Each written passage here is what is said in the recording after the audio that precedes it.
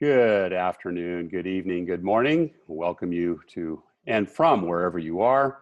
My name is Brandt Handley. I'm founder and managing director of Resource Options International. We do executive retained search exclusively for the middle market, and we'll be starting our webinar in a few minutes. I see folks are coming in already. Welcome. Mercedes, I see you there. Christian, Raymond, Tiffany, Tom. Just drop me a note in the chat box just to make sure that you can hear me okay and the video and audio is working correctly. Let's get some folks responding. Terrific, thank you. Welcome, Mercedes. Tiffany, thank you. Glad we're sounding well. Elena, let us know if you can hear us. I know you're calling in from Hong Kong today. Welcome, welcome. And we really are truly a good morning, good afternoon, and good night today. Once again, my name is Brandt Handley. I'm managing director and founder of Resource Options International. We do retained executive search exclusively for the middle market. And we'll be welcoming Bernadette Boas today. And I'll be telling you a little bit about her as we allow people to come into the room. We usually give 3 to 5 minutes for that as folks are wrapping up meetings and coming in. Raymond, great to see you here again. I think we've got to give you a record. You've been someone I think that's attended, if not every single webinar. I don't think you've missed more than 1 or 2 over the last couple of years. So always great to see your name. A few more have arrived. Again, Anna, welcome. If you can hear my voice and see us, Tom, I see that you're in as well. Just send us a quick note. Make sure that our audio and video is working correctly today on the Zoom platform. So just put a note in your chat box, and you'll also be able to enter questions there. We will have a Q&A at about 15 minutes of the hour, where we'll bring our speaker on to answer questions that you might have about diversity and inclusion. And we'll get a chance to record those questions. So by all means, put them in the chat box or put them in the question box, as we'll get a chance to talk to them. All right, well, we've got a good turnout so far. Folks are coming in from all over the world. Once again, welcome to the next in the series of the ROI free live webinar series. Today we have Bernadette Boas. This is Bernadette's second time appearing with ROI webinar. I think she was one of our first presenters. Bernadette will have to verify that when she comes on in a couple of minutes. I've known Bernadette for, gosh, I would say probably 6 or 7 years, although I must say we've never met face-to-face. We met through LinkedIn as we were doing mutual networking. I was looking for consultants that could help my clients with a couple of very specific needs. As many of you know, we work in the middle market and we do a lot of recruiting of racially and gender diverse individuals into our companies. And there's a lot of clients who've come to us from time to time and said, we need help. We need help to figure out how to get a more diverse workforce, how to get a more inclusive workforce, how to help women break through to more of the senior levels within the organization. Excuse me. And Bernadette was one of the first I reached out to, as she's been introduced to a number of our clients and helped several of them with regards to some of those questions. And she is an author. She's a speaker. One of the things that attracted me to Bernadette was one of her first books, How to Shed, or rather Shedding the Corporate Bitch, which is on her website, which she's done a movie about. She'll talk a little bit about that as well. Obviously, Bernadette worked in the corporate world for a number of years and ran into a lot of the problems that unfortunately females do find within the corporate world, and has now been on her own for a number of years, but wrote a book about it, which is a very entertaining read. I would recommend that to anyone. And she can tell you a little bit more about her background when we bring her on, but she has got an ongoing radio show as well. You can go to her balloffireconsulting.com website and find out more about that. And she's just a terrific ball of energy, and someone who we've just deeply appreciate here at ROI for the help that she's been able to provide our clients, and for her coming back again today to talk about diversity and inclusion. And our goal is to really share with you today, or rather her goal is to share with you today what that looks like in the workplace, what can be done in terms of increasing profits as it relates to thinking about diversity and inclusion. And in my case, I think still really understanding what those two words mean, and how, for those of you that consult to your own clients, incorporate those types of things in the conversation with you. So by all means, I hope this will be a very interesting one. I've been through the presentation a couple of times, and I think that there's a lot to share here for those that have participated and chosen to join us. We've got a few more people coming in. Welcome. Good to see you again. And before bringing Bernadette in, I just want to give you a little bit of familiarity with the format. She's going to present for about 20-25 minutes. Please put questions that you have in the chat box. We've got a numbers that come from those that have registered prior to that we'll be asking her. Bernadette and I will have a one-on-one exchange with those questions. And then please stay till the end. She does have a special offer for those of you that might see an opportunity to work with her at the end of the webinar. So please do stick around to the end. So without further ado, Bernadette, I'll welcome you into the room, and please join us. There you are. Hi, thanks, Brandt. How are you?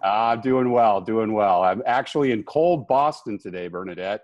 All I can tell you is we're waiting for spring in the Northeast, and everybody's saying it's going to go straight to summer, but it was 37 degrees today. So. Oh, well, we're not that far off. I'm in Atlanta, right, and it's going to be about 40 in no time at all. I can't believe it. Yeah, so we're waiting for the warm up too. Absolutely, absolutely. All right. Well, listen, I got the team warmed up for you today. We've got folks literally from all over the world waiting to hear what you have to say. So I'm going to hand it over to you. I will go on mute. We'll begin to collect questions, and we'll touch base in about 25, 30 minutes with some Q&A. Fabulous. I'm very excited. So let me bring up my screen, and we will. Bring that down. How are we looking there? Well, thank you, everyone. Okay, perfect. Thank you, everyone, for being here today. And as Brandt said, yes, we've known each other for a number of years now, and I was one of his early guests, and always look forward to sharing information and really arming you with whatever tools and tips and advice that you can actually go back and start considering within your business, within your team, and within yourself, quite honestly. So I'm looking forward to having this conversation with you. Just a little bit about me, to touch on what Brandt had said. I was in corporate America for 25 years, predominantly retail and technology. Went from everything from consulting to then being a senior leader, chief knowledge officer for Teradata.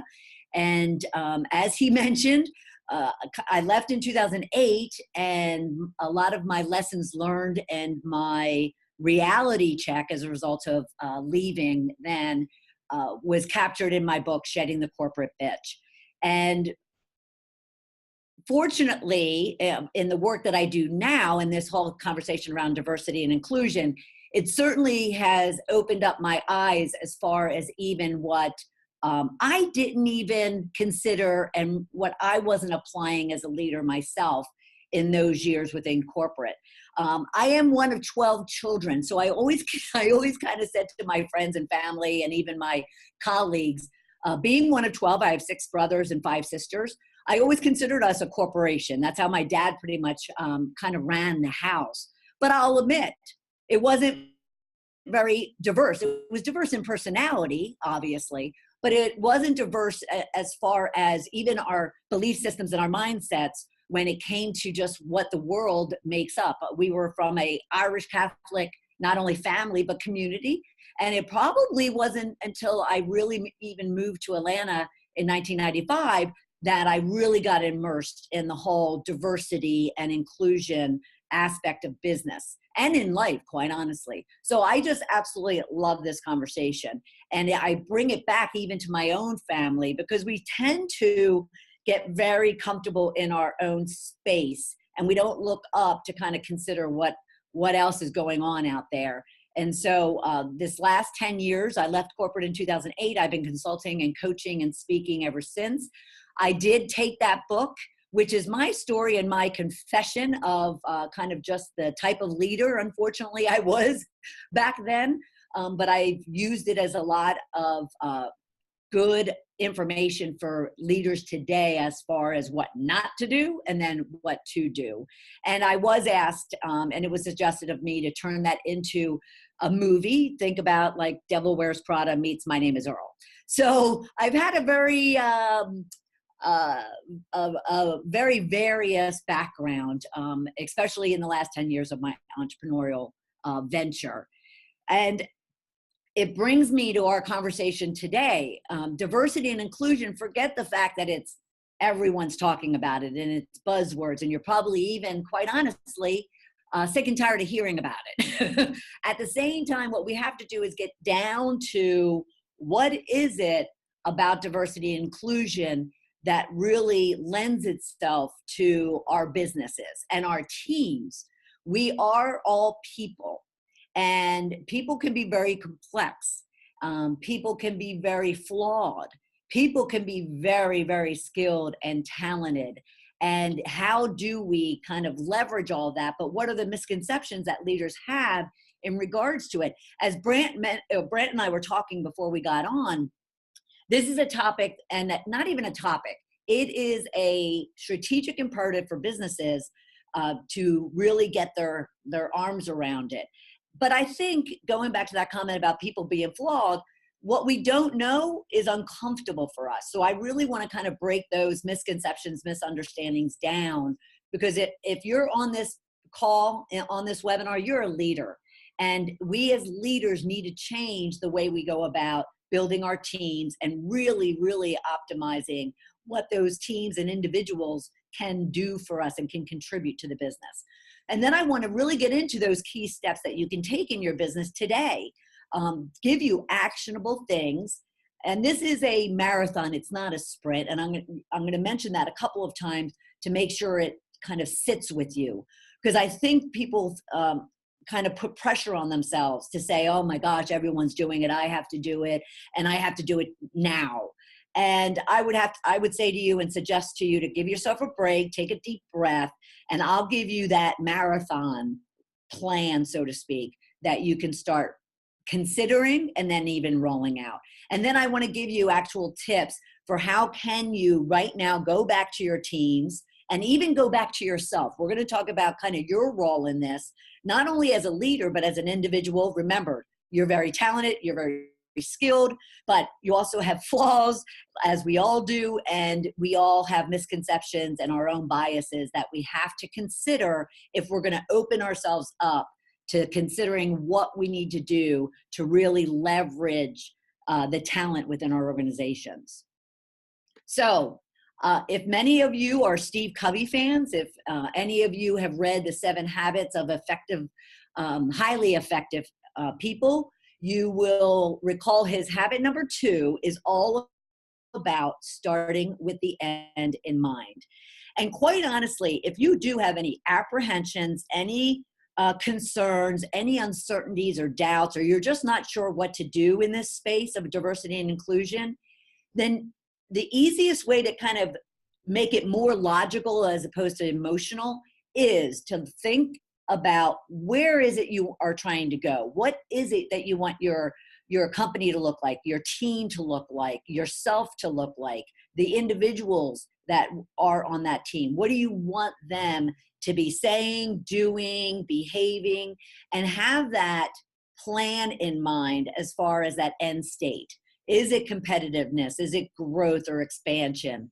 Is it innovation? Is it that you want new products, new services, new ideas? You want to create that collaborative environment and community?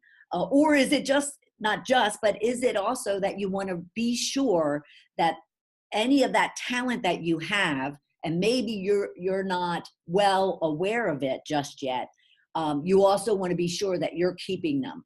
Because trust me when I say there's a great number of companies, your competitors, that are working the whole diversity and inclusion initiative as very strategic and is very critical to the end game of their own companies.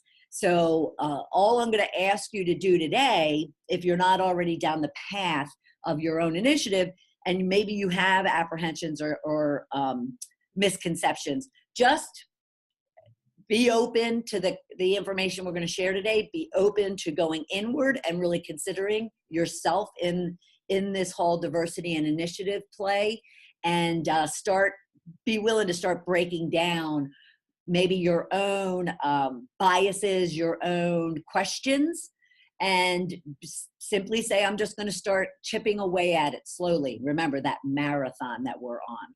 So you want to consider the end goal. You gather your team, and we'll talk about this in more detail. You'll gather your team and you'll say, okay, what is it at the end of all of this?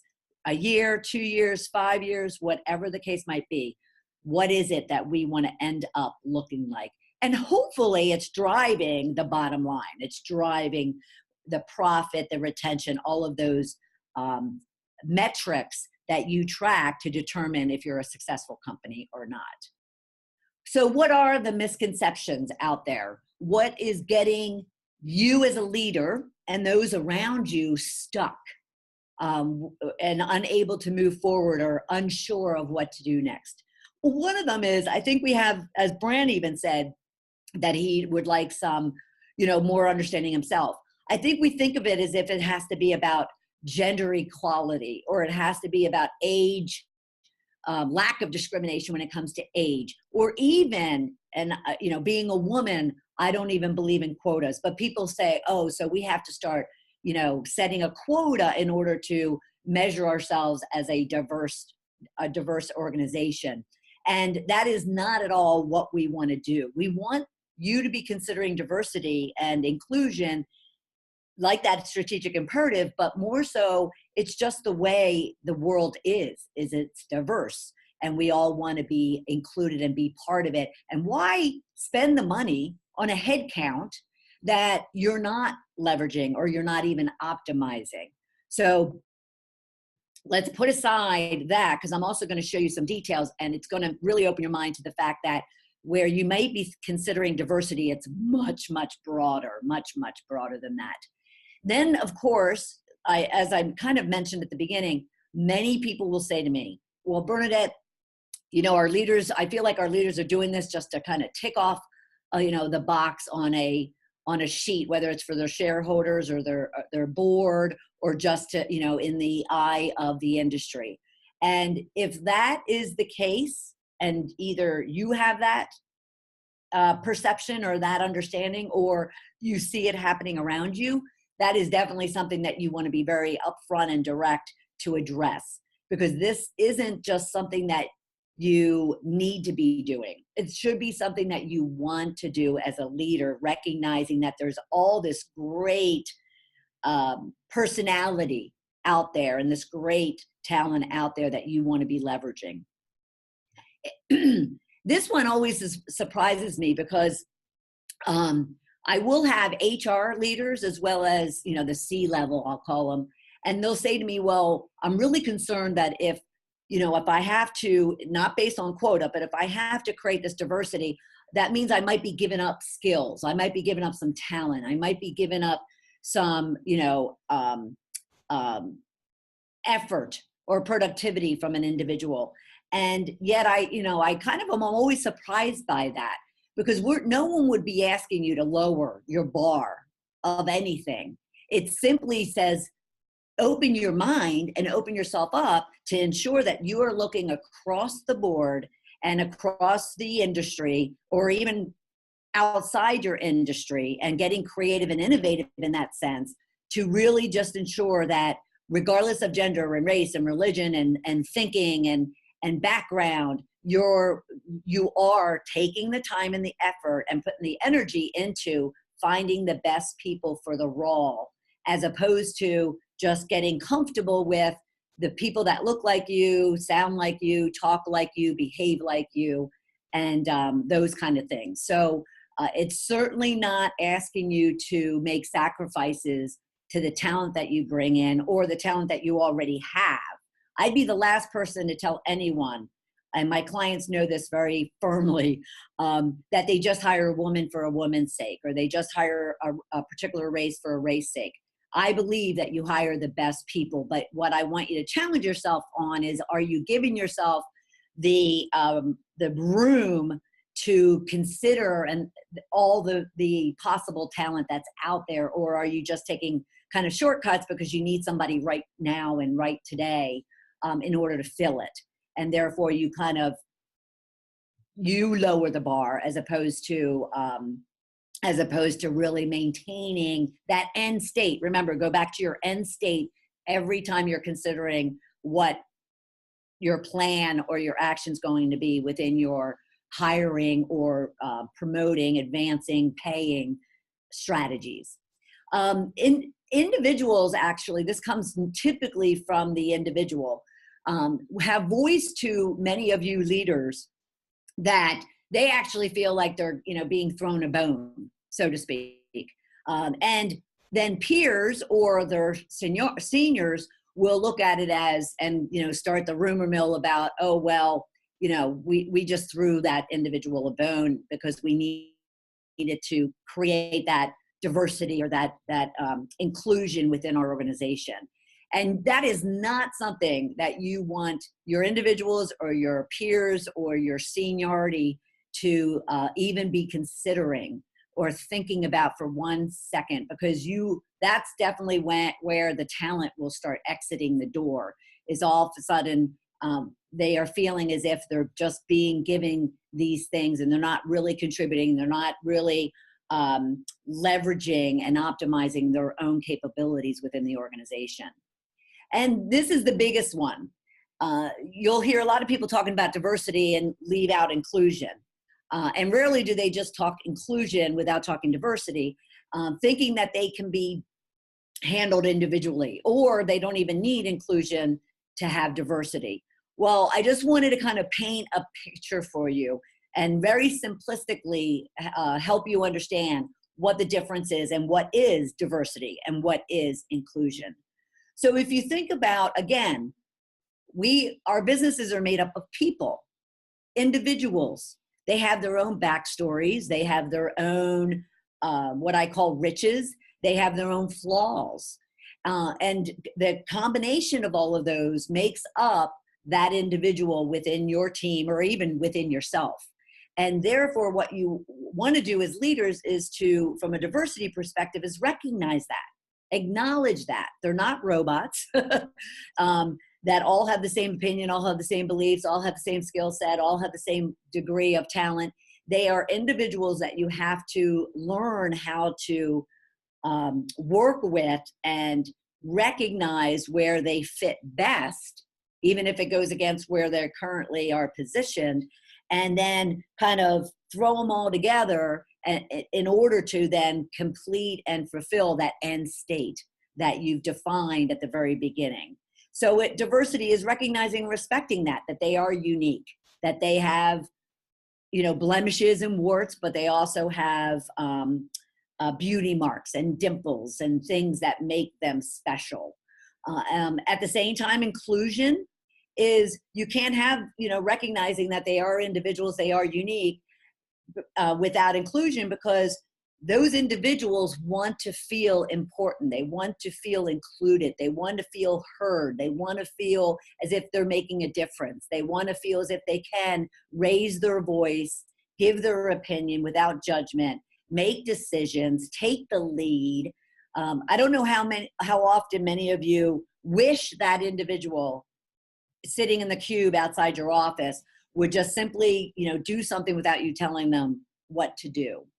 Well, that, if you really sit that individual down and ask them what their motivations are and what really gets them excited and what challenges them and what causes issues for them, you would learn a great deal in regards to what could be underlying that challenge you feel that they have in taking that initiative.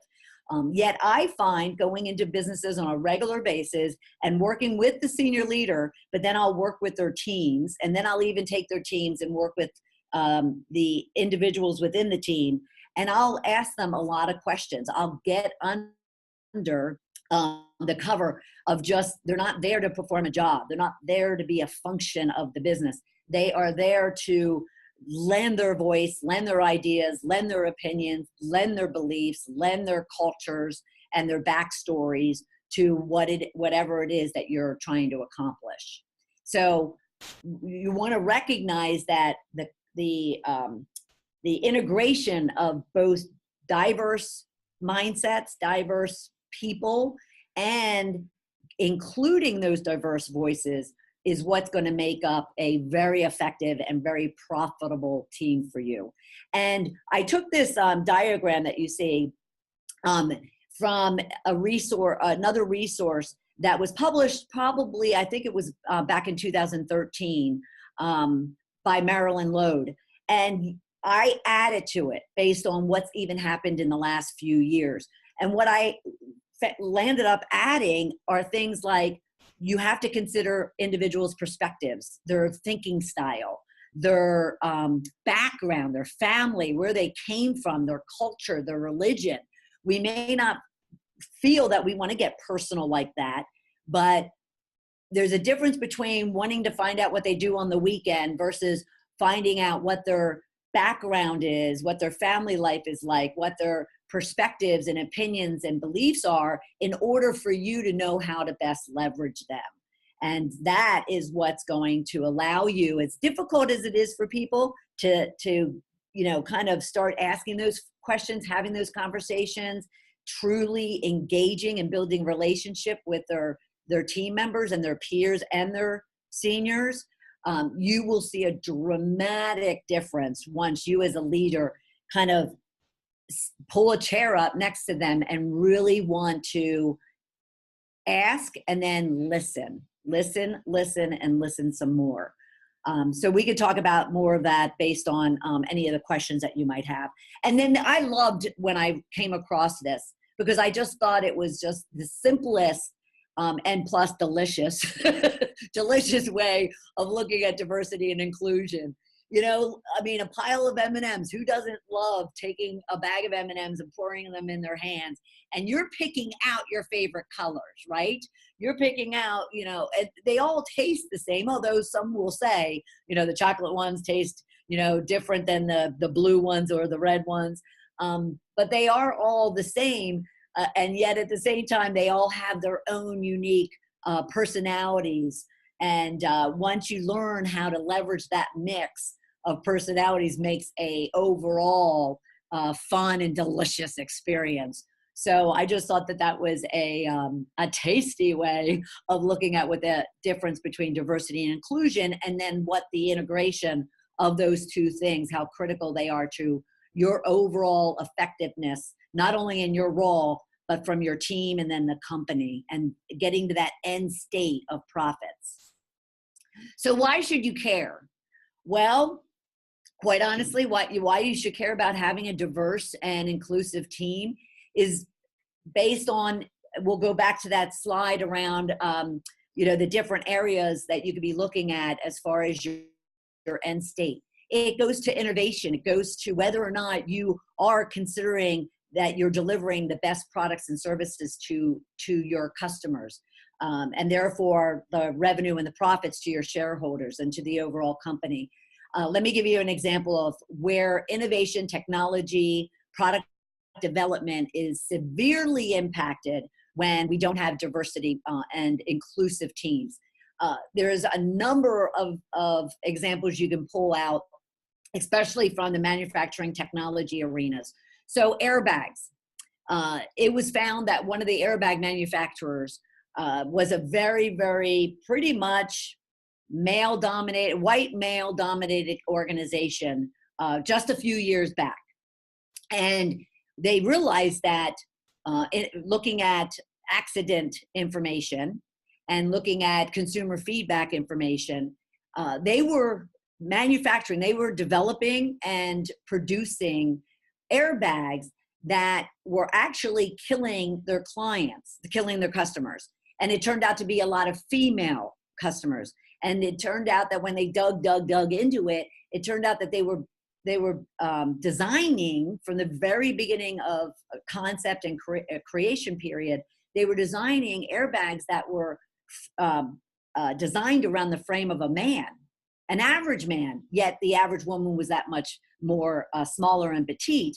And therefore, those airbags were being very ineffective when it came to protecting their women customers. You can look at the automobile industry over the last, I would say, 10, 12 years. Many of them found that they were building and designing the inside of cars really to favor men and how they operate and what they need in their vehicles. And yet, not only are women the dominant purchaser of cars, but they also are the ones who spend the most time in their cars, especially when it came to not only their work, but in their family. And the next thing you know, they really started incorporating women into the organization, into the design process, into the prototyping process, to realize that, yes, there's a certain number of cups, that women want with their kids. And then there's certain, the bags on behind the each of the chairs in order to put toys and put supplies. And then that middle compartment, a number of tweaks that would be made in order to support their entire customer base, as opposed to just a small segment of their customer base. And therefore, your product, what you have to consider from a product and service development perspective is, are you considering all ideas and views and lifestyles and cultures when it comes to even the concept stage of your product development process? And then, of course, there are those companies that are losing great deal of talent because, one, their teams are made up of very similar people, but at the same time, they're made up of more dictators than delegators. And they're not listening, and they're not taking the viewpoints, and they're not engaging, and they're not truly collaborating with their team members. They're basically just, telling and pointing and directing. And therefore, the talent is just getting up and leaving and going to the competition, and they're left holding the bag, wondering, okay, so why is that? Why are we losing so many good people? And Intel had seen that this was a problem themselves, especially when it came to those type of technology companies, when it came to women in technology. And they decided that they needed to make a drastic investment in their whole diversity initiative, and have dedicated $125 million to solving, not even solving, because it's not about solving a problem. It's about doing something that is a strategic imperative and a want for the organization. So you don't want to be losing great talent simply because of the fact that you're not considering, and you're not really pulling out of all of your team members all of their ideas and thoughts and opinions and solutions to the problems and decisions, and overall just their input and contribution that they could be making to the organization. And then lastly, again, they are leaving and they're going to your competition. The competition is welcoming them drastically. But one other thing too, when it comes to, and in this case, gender diversity, is even recently you might have heard that Salesforcecom, the CEO, had announced and discussed their diversity initiative. And this one was centered around pay, but they have taken the steps over the last number of years and basically looked at all of their job functions. And regardless if it, woman, male, black, white, they realize that if someone's in a position equivalent to someone else in that position, they should be getting paid the same as that individual. There shouldn't be disparity in that regard. And therefore, initially, when they first did it, they spent $3 million to make all these adjustments across the board within all the job functions to ensure that anyone within that job function is paid equal to each other. Then they found that as they were acquiring, and this is something leaders you need to keep in mind, as you're acquiring and even hiring new people, but as you're acquiring businesses that may not have had the same type of practices and values and initiatives that you have, what they had to do is they had to go back and evaluate a year in or 2 years in. They went back and evaluated and found that that disparity was back. And they had to then spend another $3 million ensuring that everyone that they had acquired into the company through those acquisitions, that they were aligned to what their overall mission and core values stood for. And he then announced that he's not only going to be looking at this on a yearly basis, he's going to be looking at it throughout the year. He wants to always ensure that he's creating that parity, he's creating that equality and that fairness across the board. So it goes in a lot of different ways. And I can guarantee you, if you're in the same marketplace as Salesforcecom or Intel or a number of these other companies, and you can always look up, Fortune always publishes their top diversity companies, and 2018 is already out. They published the top 100 diversity companies. And you can guarantee that after that Salesforce.com interview, if you're in that industry, many of your own people, many of your own talented people were submitting their resumes or picking up the phone and calling into Salesforce to become part of that organization. So that is why you need to care, is because all of these companies, your competition is investing, and it's just a matter of if you will as well. Now, and it's not to say that you don't have challenges in being able to take such an initiative. And there's a number of them here. I won't go through all of them. But I certainly understand as a leader myself, and also working with companies, I see it every day, where you're struggling to really understand where to start. You're struggling to really organize not only yourself, but your teams to make it a priority. We're all so busy. There's so many initiatives on people's, to-do list. Where do you fit a diversity and inclusive strategy within that? And all I can say to that is, you as an individual plus the people around you within the organization have to want it. You have to know that it's the right thing to do, and you have to commit to it in order for you then to say, you know what, okay, of all the 10 things I have on my list, this has to be up in the 1, 2, or 3. It can't be down on the 8, 9, and 10. And you make it a priority not only for yourself, but for everyone around you. And this doesn't have to start at the very, very, very top. Of course, from a company perspective, you need the CEO trickling down and making it a strategic imperative themselves. But at the same time, you can go back to your own teams and ensure that you are setting an example and you are putting these practices in place. Because you believe that it is something that you should want, not only that you need it. And there's a number of other things.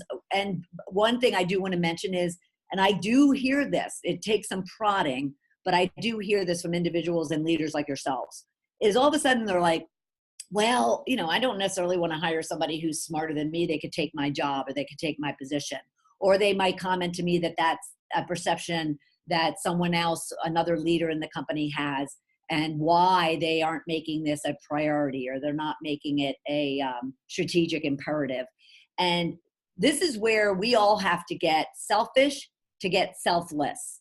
We all have to recognize, or maybe we have to get selfless to get selfish. We have to recognize that this is something that's just right.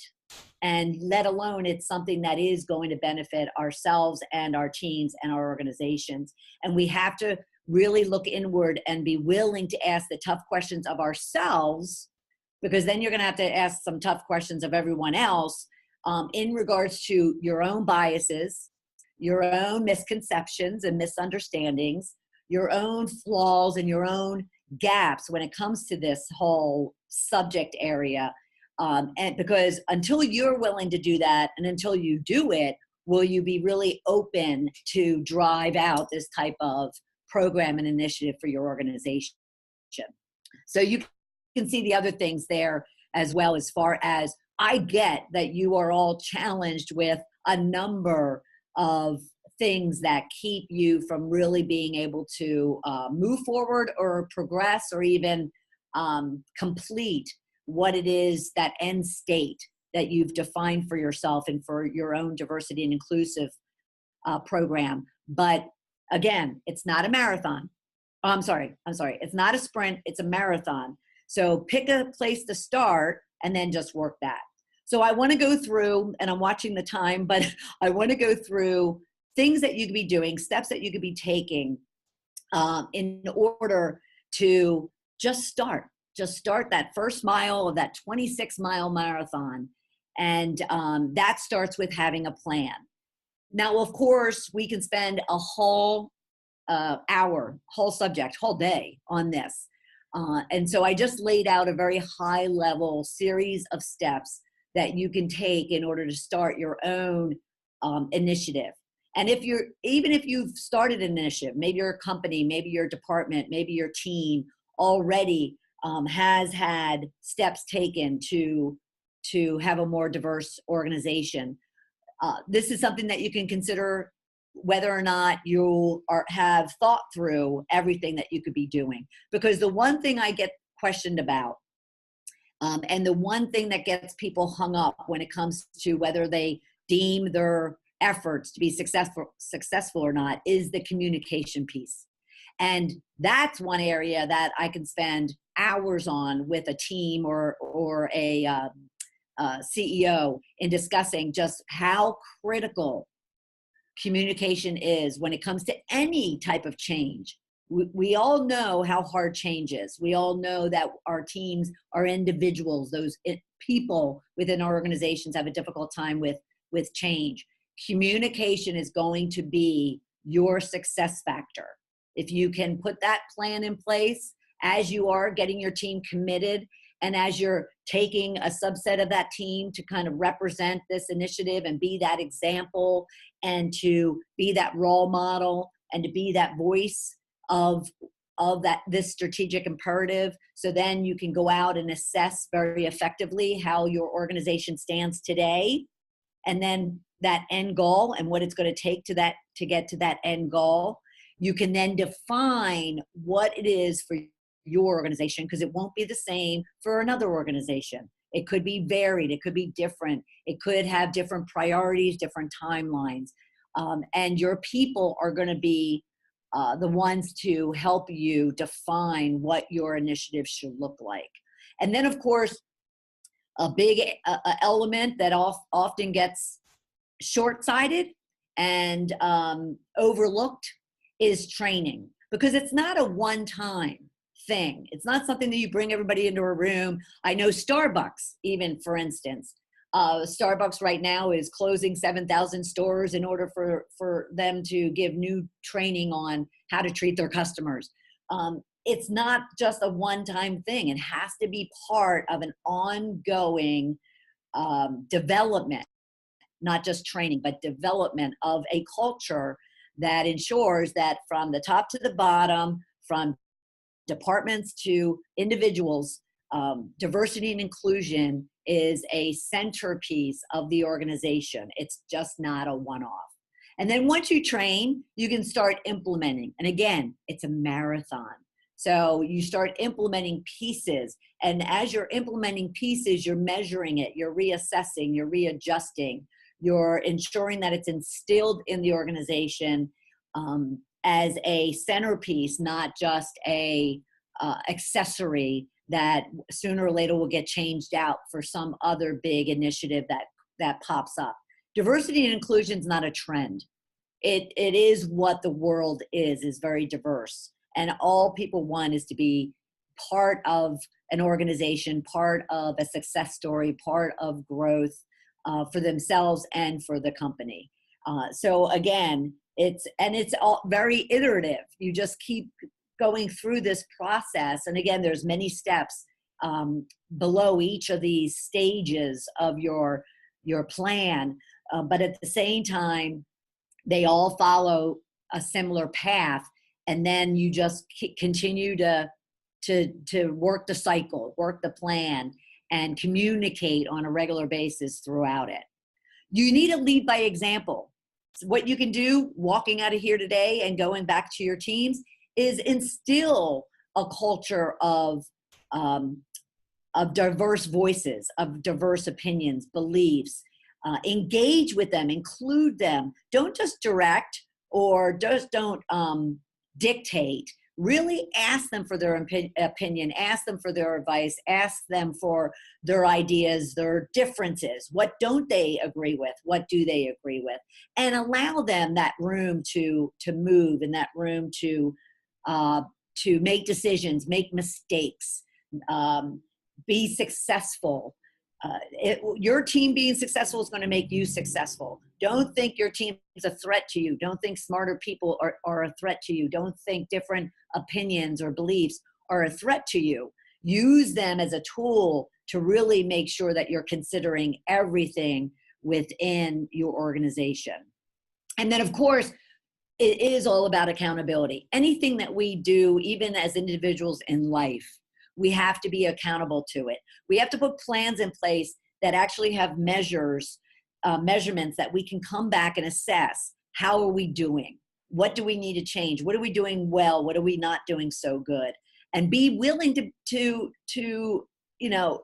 own whether or not it's an A or if it's a D, because Ds have a lot of growth to grow, and you just change the plan and you just make adjustments. Of course, the engagement and the collaboration. As a leader, it's our responsibility to sit down and really learn about the people that we're working with and understand, do we have them in the right job? Are they doing the right function, the right skill? Are we missing an opportunity to be leveraging them elsewhere within our team or organization? And, do we know them to the point of recognizing that when someone is sitting in their office and they don't come to you with updates, or they don't come and take the initiative with you, or they don't come and raise an issue with you, it's not about them.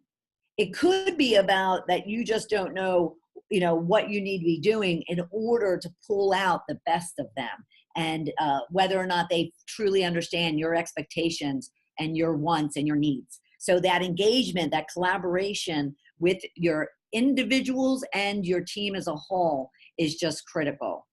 And then it comes back to really assessing yourself, really understanding as a leader, as an individual, what biases do I have about hiring Jane versus Joe, or hiring, someone that looks like me versus someone that's very different from me, or someone that I don't understand their culture or their religion and why they have to step out and kind of go and worship, on their own.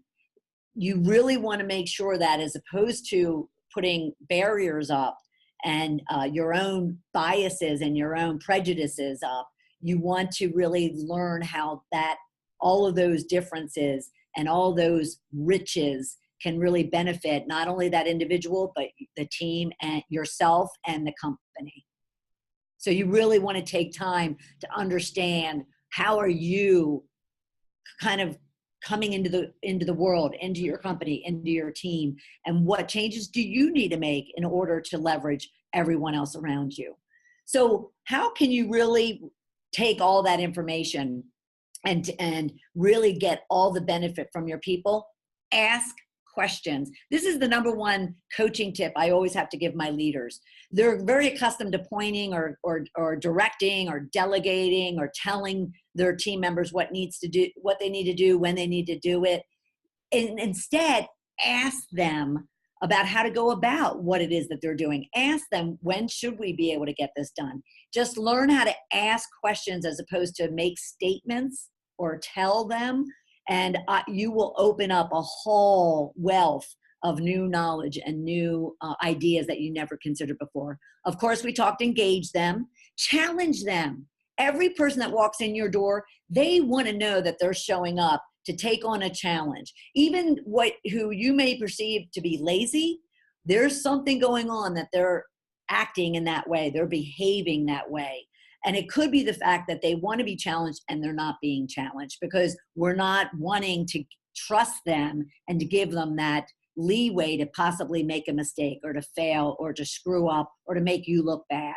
But each one of those individuals that are occupying seats in your company, they want challenge. And they want someone who is listening, who is asking questions, who is concerned about their well-being, who does want to help them develop and grow in their position, in their company. And therefore, really understanding coaching and mentoring and how to sponsor those people on your team will lend itself greatly to your success overall. And then, of course, there's training. Make sure your people understand what are the differences that are going on amongst themselves, amongst their teams, that may be creating opportunities, but might be creating issue and friction and situations that aren't creating the productivity and the effectiveness you need out of your team. But to summarize, so we have time for the questions, because I see a number of them coming in. Consider researching. If you're not convinced that diversity and inclusion is something that is not only important, but you should want it, then do the research and study it and really understand those misunderstandings, misconceptions, what people are doing, what they're not doing, what's successful, what hasn't worked, and then build a case. If you do believe, make sure that your voice is heard. And it doesn't matter what level of your organization you're in, make sure your voice is heard. If you believe in it, you can always start modeling it yourself and then voicing it to the higher ranks, so to speak. And then again, it's a marathon. It's not a sprint. Start somewhere, anywhere, and then just allow it to naturally grow, because you won't go wrong. I had this statement come into my head as I was preparing for this. You won't go wrong by working to make it right. You can't be wrong. That's awesome. Terrific. Thank you, Bernadette. Well, there's so much material here. I know we're going to have you back again soon. So thank you for getting a little fast on the end there, but we do have a number of questions. Okay. I'm going to handle those now, and I'll just moderate through. I've got some that came in, obviously, via the online chat. I'm going to kind of intersperse those with ones that we have before. But you alluded to this without saying this at the beginning of the presentation. And of course, the Me Too movement is the big elephant in the room, right? Yep. And just your perspective on how that might be impacting corporate America today, specifically middle market companies. Do you see any kind of a swelling of, the ranks, particularly as it relates to gender inequality, which we know is still the case, both in terms of, pay as well as obviously representation? Well, sadly, there has been some, I will say, some strain on managers and leaders when it comes to the Me Too movement, as much as there has been, great effort. So let's look at the strain. The strain is CEOs, leaders are now saying, well, I can't hire a pretty woman, especially when it comes to industries that are currently heavy male. So think of STEM, STEAM, whatever you want to, however you want to lump them. And they're saying, we can't, because what would happen if I even just smile at her incorrectly, or or I'm out on a one-on-one meeting with her. The Me Too movement, though, has also opened eyes to just how men have to behave in the workplace. Right. So it's been beneficial in that regard. But trust me when I say there's a lot of meetings going on right now with senior leadership teams to kind of really get their hands around not only what does it mean for their organization, but what is it that they need to be doing to shift their own attitudes or behaviors or perceptions or misconceptions, as we talked about. And what is it that we kind of want to make sure that we take a stand and we, kind of make sure the organization understands what we will and won't accept. Right. Good. Well, that's a good lead into the next question here, which came in during the webinar. So it sounds like a focus on diversity should be an organization-wide way of life, right? Mm-hmm. But how do you go about implementing this focus on diversity and inclusion without falling into that trap of pitfalls of the areas of misconception you mentioned, right? And that's, kind of one of those things. I kind of reckon, and one of the notes I took is, when can we begin not thinking about it? Right? It's kind of like a qualification for a job, right? It's like, okay, so a Right. qualification for a hire is that. So talk to us a little bit about that. Right. Well, it's interesting because, and I'm sure many of you, you've been around the block for a long time, and you probably heard about the whole Jane. Let's do Paul Paula, on your resume. Right. Right. Kind of blank out the name because it is proven that when a name is the same resume has Paul Yeah. on it versus Paula, they choose Paul. It's frightening. It begins with ourselves. And it's funny because I learned, through the last 10 years, shedding, as I call it, of my own misconceptions and beliefs and biases, that it really starts with us as individual leaders. We have to really kind of take time to understand, what are we bringing to the conversation, to the decision making, to the handling of our teams? Are we bringing our own biases? Right. And really do, and I do a lot of assessments, and I do a lot of coaching and engagement with my clients to really get that understood. Because until they really understand how they're coming to the table, will they ever really change what is going on currently? But the one thing I would do is, if there was one slide to take, is I would take those misconception slides. Yeah. And I can certainly provide, your group even more so, but take those and have the conversations with your teams. Right. And go through those misconceptions, and, be sure it's an open, safe dialogue that really kind of puts it on the table. Recognize that elephant in the room. Right. Whether or not it's the misconception over the fact that someone doesn't want to hire someone smarter than they are, or that the fact that they do have this bias about certain races, genders, or religions because they're not comfortable. Yeah. Well, get comfortable. So it's really, the state is, get really comfortable with being uncomfortable. Well, I think that's a good way to think about it. One of the things that resonates, and I see this all the time in our executive recruiting, there's this misconception of lowering the bar. If I have to be more diverse and more inclusive, it's somehow going to hurt me. And I'm like, why? Why do you think that way? But, it's an easy trap to fall into, as our previous attendee mentioned. And I think one of the ways, again, is to kind of get it to a place where this is assumed.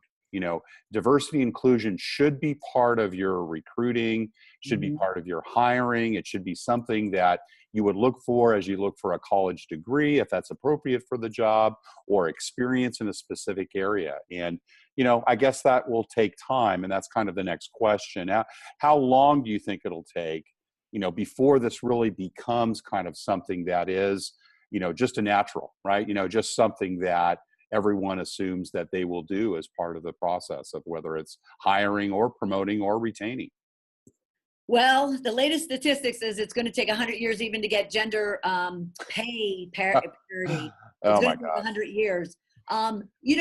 We're human, and I don't care if you're the CEO of the largest company in the world. You're human with flaws and with beauty marks.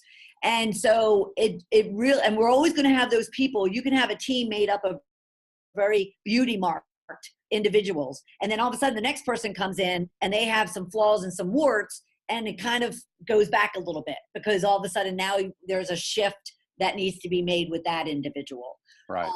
So it would take time to just think about how long it takes you to change your opinion or to change a strong view you have on something. You might never do it. Right. The point is, you want to make that first step. You want to try. You want to work on it. You want to recognize and be honest and truthful about it. And had I 10 years ago in corporate, had I thought about the fact that I really needed to understand who I was, let alone who you were, I would have been like, yeah, no, I just need you to do the job.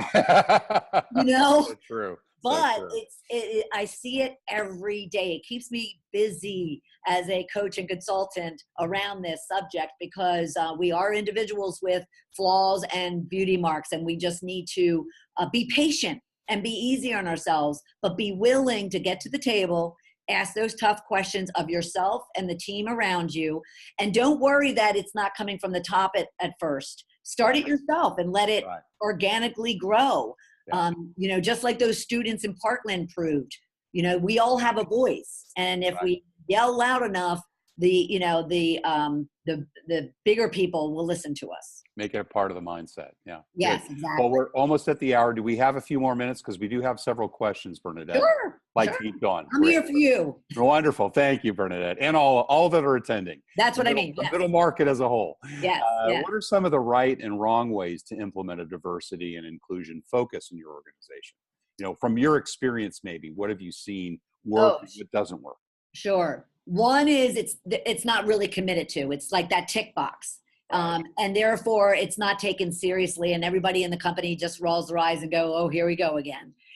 So you need to ensure that happens. The other thing too is you don't go out and hear the voice of your people. You tend to kind of want to do it. Okay, we need to get this initiative out. So we're just going to put a committee of the leadership team together. We're going to send them off for a week, and they're going to come back and they're going to have this big binder of a plan, and they're going to roll it out, and they're going to force it on people.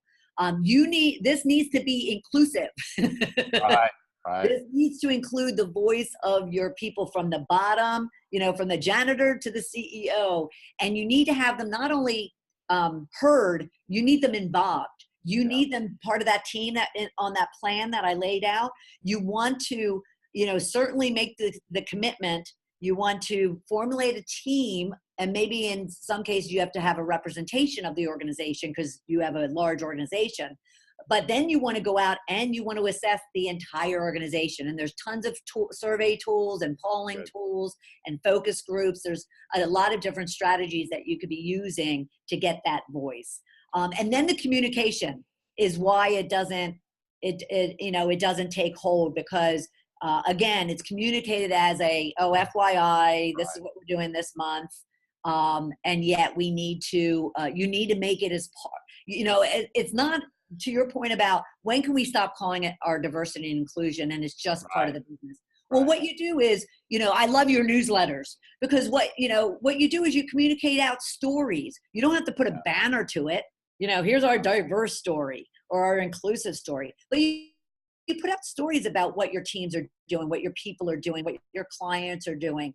And, and you just make it as part of the culture as opposed to an initiative, a strategy. Yeah. But you need that initiative because that's what they hold on to initially, as something that, needs to be worked on and focused on and contributed to. And then it should kind of go away as an initiative. And it's just part of every practice, every process, every hiring decision, every advancement decision, every pay decision. Just like that Salesforce CEO said, it's just part of the business. Yeah, good.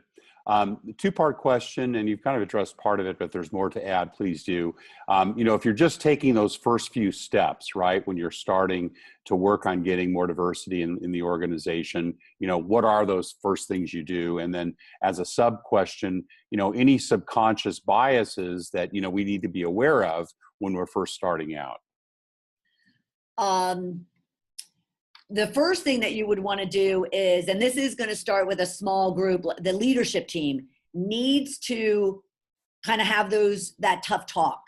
Yeah. They need to have that conversation, answer those questions. And there's a number of questions that you'll even see, like if you go to the Fortune's list of the top diverse companies and you look at the criteria of, kind of how they went about getting the 350,000 people to provide input on diversity. Even they have a series of questions that they, were ensuring were addressed in this survey. But your leadership team needs to own and needs to be committed and needs to want to do this. So they're going to have to get into a room and they're going to have to ask some tough questions of themselves. Right.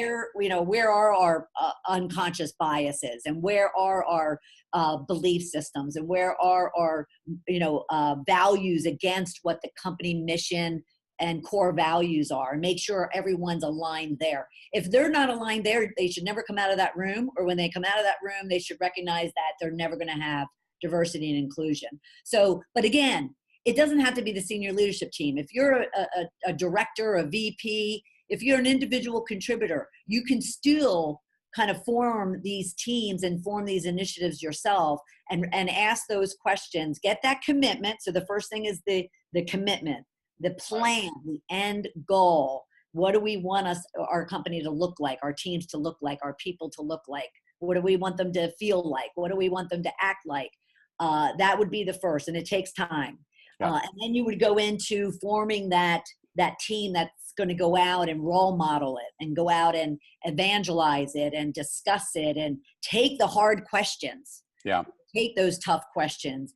Take the objections. Take the rejections. Take the naysayers. Go. And I always look for the naysayers when I'm doing anything. I want to go to the person who's always the devil advocate or the negative person. Yeah. Terrific. We're about 5 past. We do have a couple of questions. Most folks are hanging on, but I know we've got an offer to share as well. Can you share an example maybe of one of your clients, and this is Elena asking, where diversity and inclusion initiatives can really affect a company in a positive way? Can you name someone maybe that you've worked with or the situation without revealing any confidentialities, and you've seen them embrace it, and what kind of an impact that's had? Sure.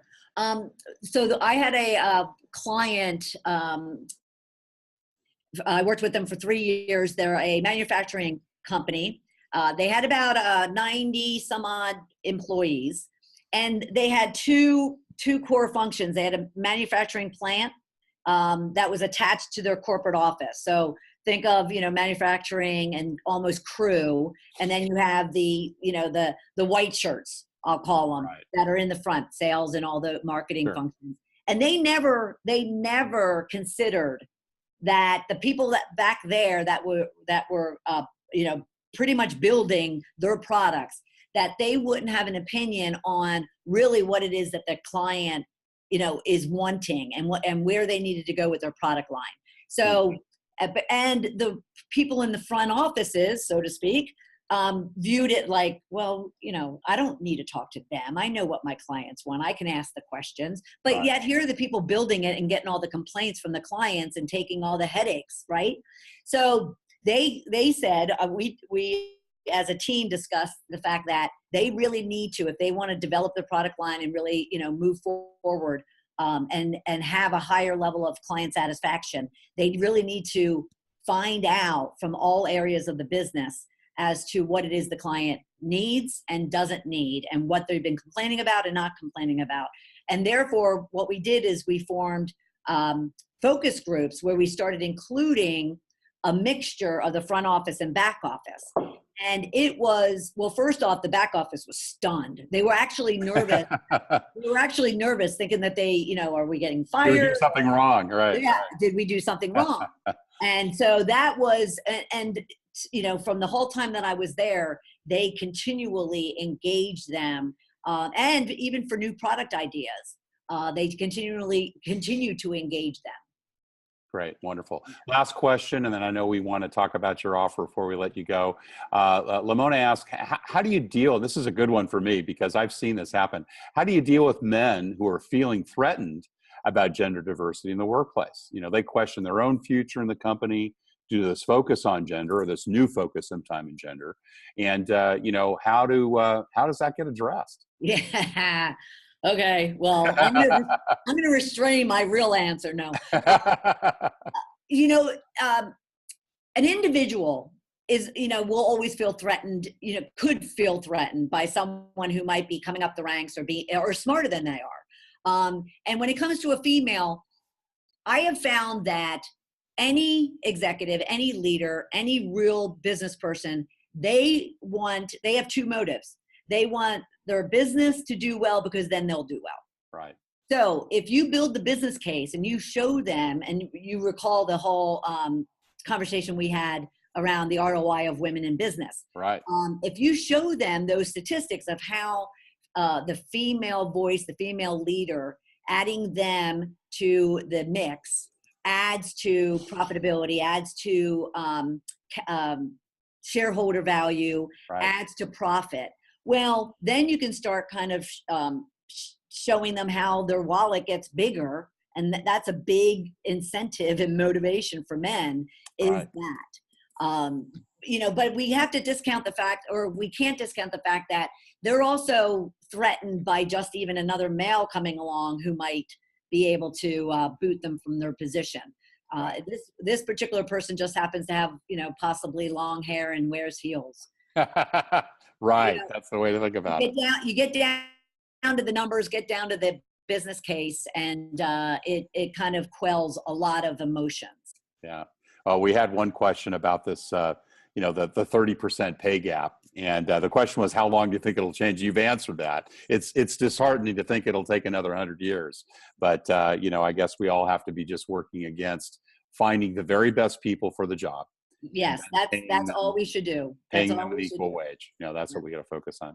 Bernadette, you've been very generous with your time. If you want to Sure. go ahead and pull up your last slide there, I know that we went through that quickly.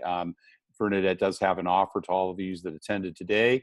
Well, There we yeah. go. Well, Tell us a little very, bit about very simply is this. I find that, many of you all, you really need just a sounding board of whatever questions, whatever challenges, whatever issues, or even opportunities that you're having. So I want to welcome you to take advantage of having a 1-hour complimentary strategy session with me. Fantastic. And this is down and dirty. I mean, you will away with things that you can use in your business. So it's Do they get a copy of your book as well? Can we throw that in? Oh, sure.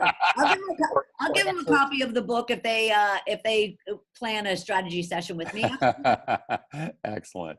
Bernadette, well, again, thank you so much. It's great to have you back. Let's, mark our calendars for another 6 months. I'm sure we'll have an update at that point in time. Sure. Welcome you back at that time. And once again, it's been wonderful to have you here. And please, all that have attended, take Bernadette up on the offer. I think you'll find the conversation enlightening. One of the things I have always loved about you is you call it like it is. You're a straight shooter, and you don't hold back with regards to some of these very sensitive issues. And I think we have a lot to learn from you in that approach. And thank you again for sharing both your thoughts and your personality today. Thank you for having me. All right. All the best.